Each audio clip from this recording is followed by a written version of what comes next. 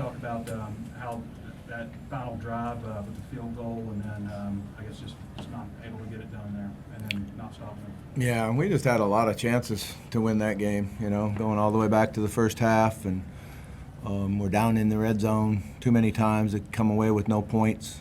That certainly hurts us the last play of the half on offense, and then not getting it in on 4th and inches. Both of those are plays that we need to make, have to make them. And then defensively, I thought we did a really nice job in the first quarter, and we came out prepared, ready to go, played really hard. But we need to find a stop in the fourth quarter on that last drive, and giving up that big scramble just kills you. And then you don't get the ball back, so that hurts. And we did drive the ball down and get in a field goal position where we felt like we were in good shape with, and didn't get the field goal. So, offense, defense, special teams, we all had our opportunities to find a way to win the game, and didn't get it done. Well, you seemed pretty hot in that halftime interview. What were you referring to exactly, just on that final play with the interception? Yeah, that's defensive pass interference. So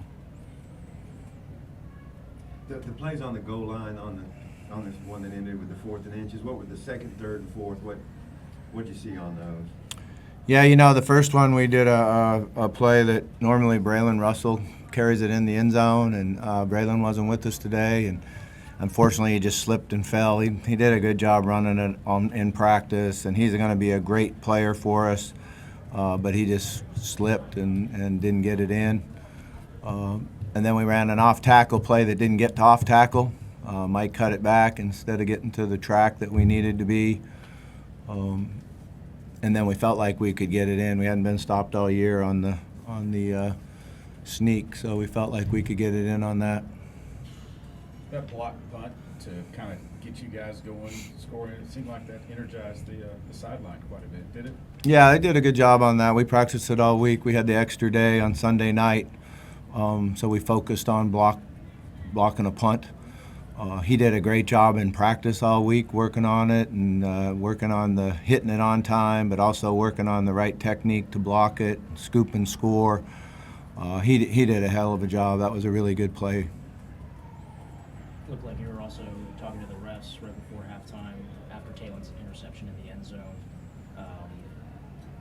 Was that wanting a PI on Omega there? What kind of happened there? Yeah, I felt like it was defensive pass interference. What is the, obviously they're disappointed, but you guys have got 2 games to play.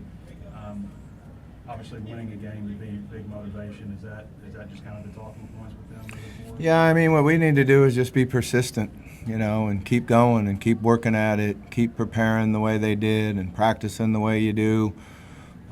We can't give in. We got to keep it up, be persistent, and, pretty soon we'll break that rock. We've had our chances and been in positions to do it. We haven't been able to get it done yet. But those guys in that locker room have been putting a tremendous amount of effort in it, and they have a lot of pride. And I don't think there's anyone in that locker room that has given up and not prepared and not came out and competed extremely hard. So we're just going to stay after it. I don't know if Taylor's run late in the first half was a called play or if he scrambled or what. It's like 13 yards, but it seemed like there was a stretch of about 14 plays where you guys were just calling pass plays at least without any handoffs anyway. Was that kind of a focus? And part of that, I guess, the penalties and sacks and stuff, but was part of the focus coming out of halftime to run the ball because that first drive? Yeah, we felt like we could run it on them, and we felt like we were running it well on them, and then we, get negative plays, and the penalty, really hurt us. The tripping penalty on Kobe set you back 15 yards, and now it's hard to get in a situation to get a first down. And they're a good pass rush team. They got a couple sacks on us that hurt our field position and our play calling. But overall, we moved the ball well on them. We just didn't get it in the end zone like we normally will. Yeah, offense shut out in 2 quarters. Just how do you think LSU limited you guys? They're a good defense. They got good players and they got good coaches. I think after maybe the A&M loss, you said that you just needed more complementary football from defense, special teams. Do you feel like those two parts are getting closer to, allowing y'all a chance to win? Yeah, I think so. I think, we got ourselves in a position. We came out really well prepared and took a 14-point lead, came back and got the lead back again. We just got to find a way to finish it. But all three phases, I thought, competed extremely hard. LSU's defense is real. Now, there's a reason why they stopped Alabama last week too. But I thought our guys, competed hard. What's the mood in the locker room like after a tough loss like this? I mean, they all, feel bad, feel disappointed. It hurts when you put so much into it and you don't find a way to win. So there's no question that they're hurting in there.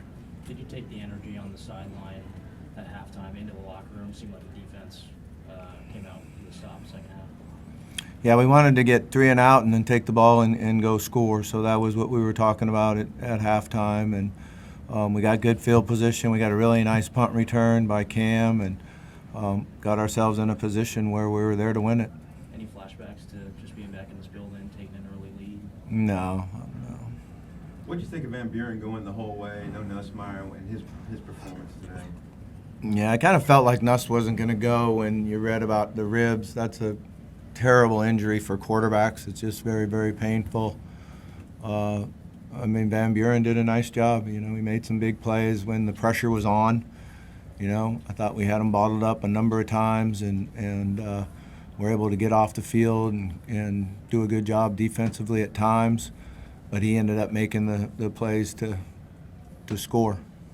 But you guys have had so many close losses, just seem like you're right there. Is there just something missing at the end? I mean, it's been different ways that it's come down to that.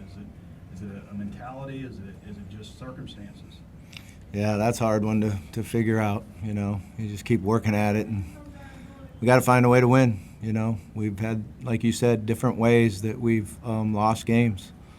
So these guys are not going to quit, though. They'll keep fighting. This was a big rivalry game. Obviously, next week is a major rivalry game with Texas. How do you think these guys will respond?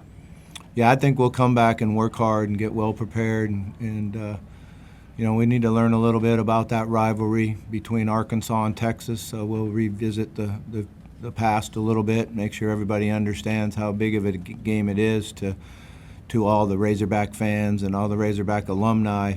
Make sure we get ready to play. Wyatt took on a bit of a bigger role on defense today. What do you think about his performance and also that block punt? Yeah, I think Wyatt's going to be a really, really good football player. We've been working on getting him more and more reps, and he's extremely fast at that position.